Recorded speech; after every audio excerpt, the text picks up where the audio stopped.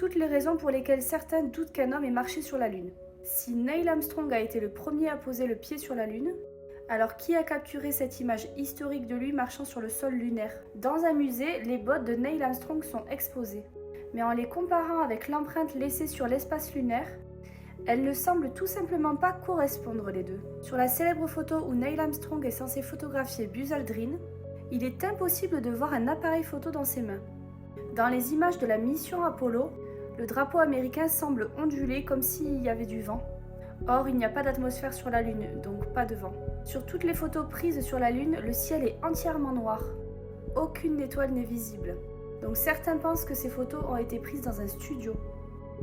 Sur cette photo, Neil Armstrong est plongé dans l'ombre, mais il semble éclairé comme sous un projecteur, ce qui fait penser à un éclairage artificiel pour certains.